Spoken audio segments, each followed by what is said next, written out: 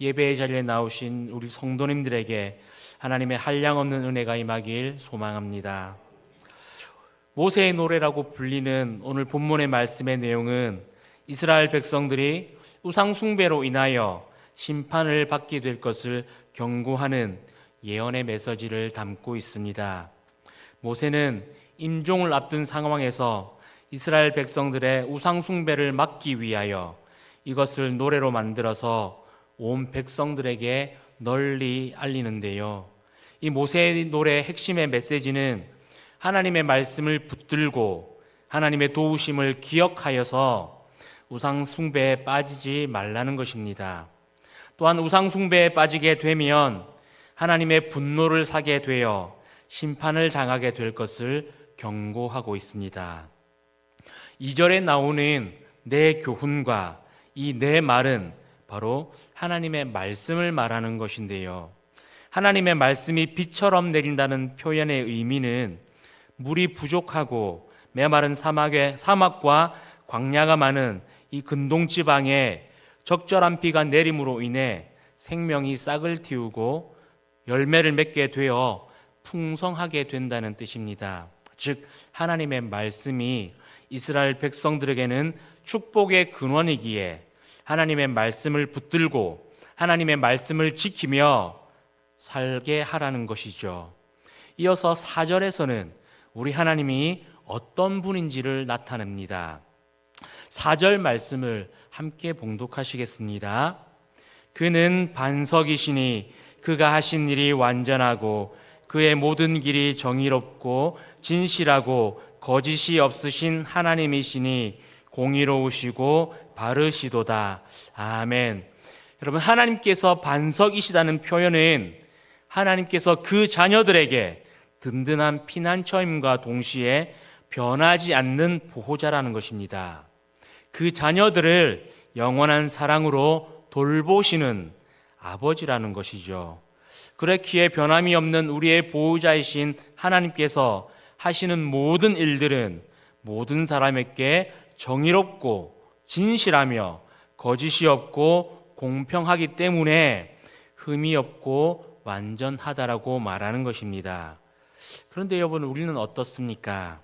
하나님은 변함없이 우리를 사랑하셔서 우리를 도우심에도 우리는 하나님의 은혜에 감사하지 못하고 오히려 하나님의 은혜를 잊은 채 살아갑니다.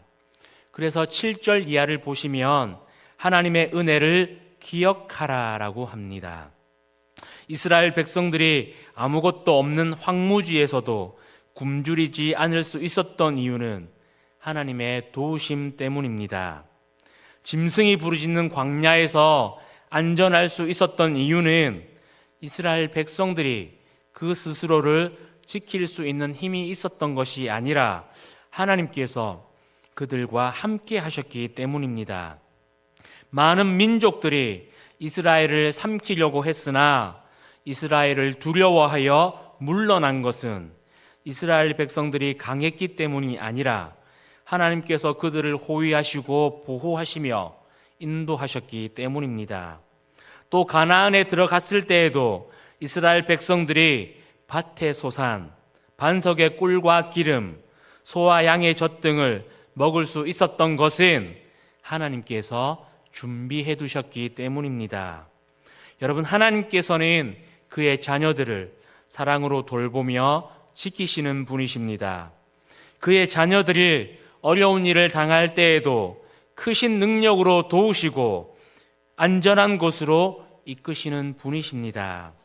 그렇기에 어떤 상황에서도 무슨 일을 만나도 흔들림 없이 하나님을 의지하고 하나님께 기도하여 하나님의 인도하심을 따라가실 수 있기를 진심으로 소망합니다.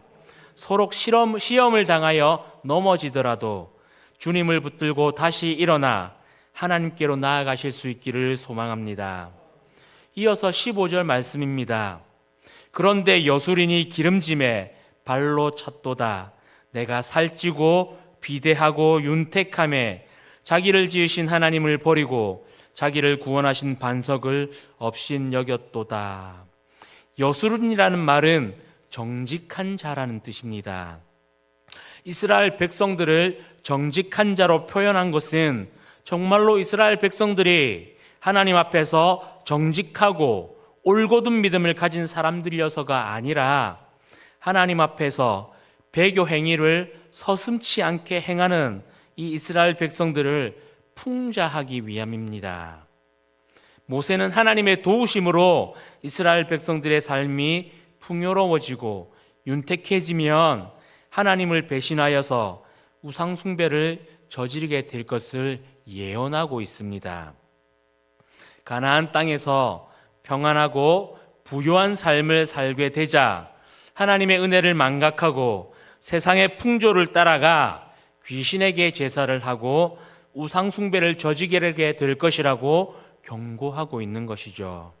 그리고 19절에서부터 43절까지의 말씀은 하나님을 배신하여 우상 숭배를 저지르고 죄를 범하는 이스라엘 백성들에게 하나님께서 심판을 하신다는 내용입니다. 24절 이하를 보시면 하나님을 배신한 이스라엘 백성들이 겪게 될 참상을 언급하고 있는데요.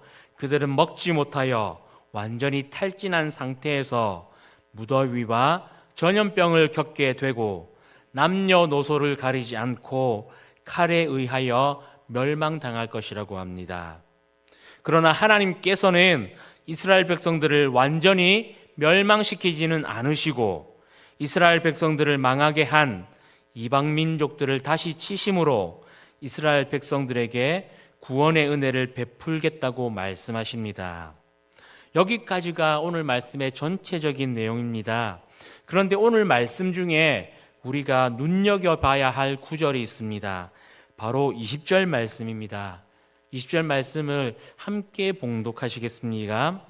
그가 말씀하시기를 내가 내 얼굴을 그들에게서 숨겨 그들의 종말이 어떠함을 보리니 그들은 심히 패역한 세대요 진실이 없는 자녀이미로다.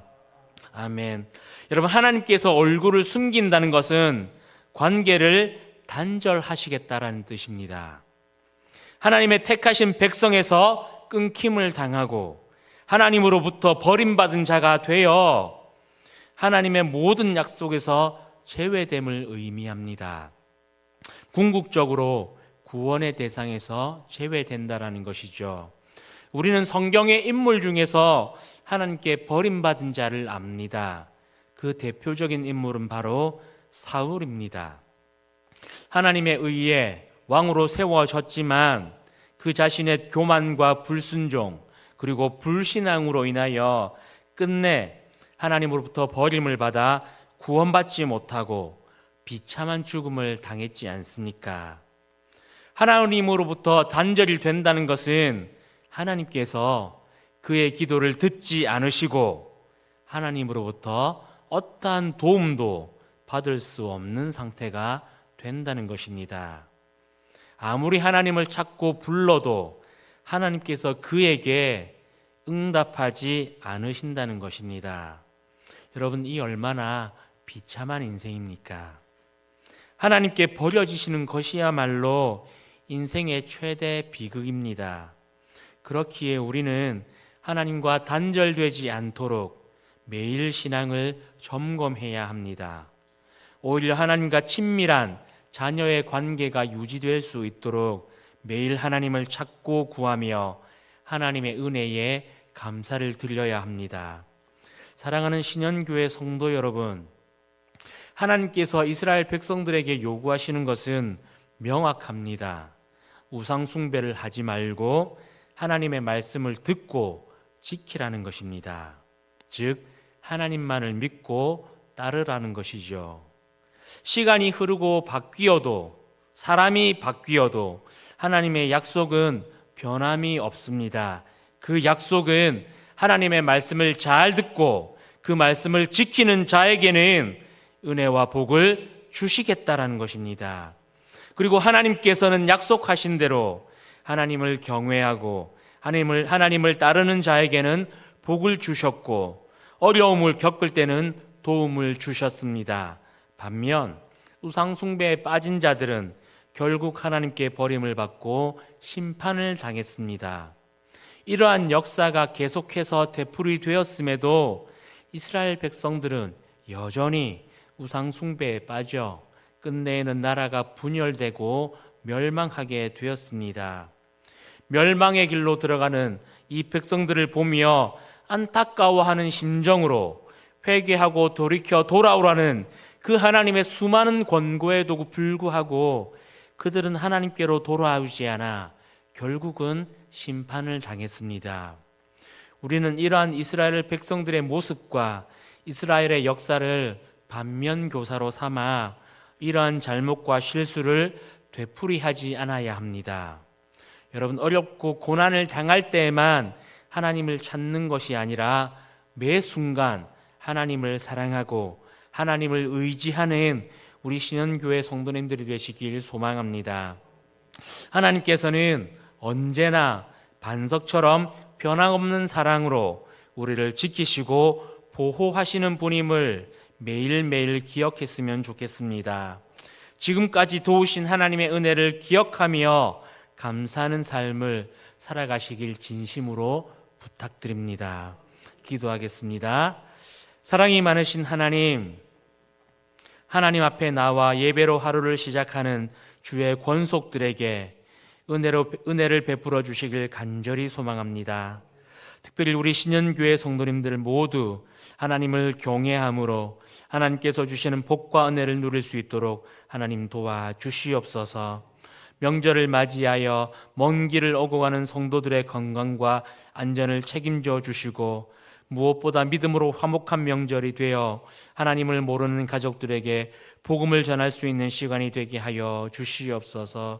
또한 일본에서 단기 선교를 하고 있는 선교팀을 기억하여 주셔서 저들이 가는 곳곳마다 복음의 씨앗이 뿌려져 하나님을 영접하는 놀라운 역사가 일어날 수 있도록 하나님 은혜를 베풀어 주시고 성령의 역사를 더하여 주시옵소서. 오늘도 작정하여 하나님께 예물을 드린 손길들을 기억하셔서 그 기도가 하나님께 상달되어 기도의 제목들이 하나님의 뜻대로 응답되게 하시고 하나님을 향한 마음과 정성이 복이 되게 하여 주시옵소서. 이 모든 것 예수 그리스도 이름 받들어 기도드립니다. 아멘.